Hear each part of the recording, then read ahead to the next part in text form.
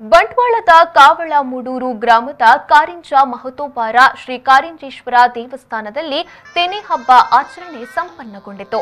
ಪ್ರತಿ ವರ್ಷ ಕನ್ಯಾ ಸಂಕ್ರಮಣದ ಮರುದಿವಸ ನಡೆಯುವ ತೆನೆ ಹಬ್ಬ ಆಚರಣೆಗಾಗಿ ಕಾರಿಂಜದಿಂದ ಸುಮಾರು 9 ಕಿಲೋಮೀಟರ್ ದೂರವಿರುವ ಸರಪಾಡಿ ಹಲ್ಲಂಗಾರು ಗದ್ದೆಯೊಂದರಿಂದ ತೆನೆಗಳನ್ನು ತರಲಾಗುತ್ತಿದ್ದು, ಈ ಬಾರಿಯೂ ಸಂಪ್ರದಾಯದಂತೆ ನೆರವೇರಿಸಲಾಯಿತು.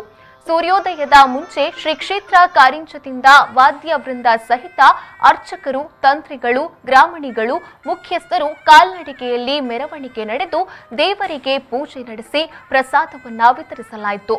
ಕೊನೆಯ ಹಲ್ಲಂಗಾರು ಕಟ್ಟೆಯನ್ನ ಈಶ್ವರ ಸನ್ನಿಧಿ ಎಂದು ಪರಿಗಣಿಸಿ ದರ್ಶನ ಬಲಿ ಸಹಿತ ಪೂಜೆ ನಡೆಯಿತು.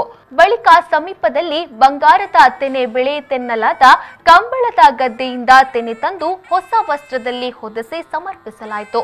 ಅನಂತರ ಶ್ರೀ ಕ್ಷೇತ್ರ ಕಾರಿಂಜಕ್ಕೆ ತಂದು ಲಕ್ಷ್ಮೀ ಪೂಜೆ ನಡೆಸಿ ದೇವಸ್ಥಾನಕ್ಕೆ ತೆನೆ ಕಟ್ಟಲಾಯಿತು.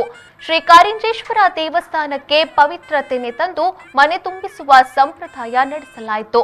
ಸರಪಾಡಿ ಮಣಿನಾಲ್ಕೂರು ಗ್ರಾಮಸ್ಥರು ಈ ತೆನೆ ಹಬ್ಬದಲ್ಲಿ ಭಾಗವಹಿಸಿ ತಮ್ಮ ವ್ಯಾಪ್ತಿಯ ಕಟ್ಟೆಗಳಿಂದ ತೆನೆ ಸಂಗ್ರಹಿಸಿ ಮನೆ ತುಂಬಿಸಿ ಹೊಸ ಅಕ್ಕಿ ಊಟ ಮಾಡಿದ್ರು. ಶ್ರೀ ಶರಭೇಶ್ವರ ದೇವಸ್ಥಾನದಲ್ಲಿಯೂ ತೆನೆಯನ್ನ ವಿತರಿಸಲಾಯಿತು.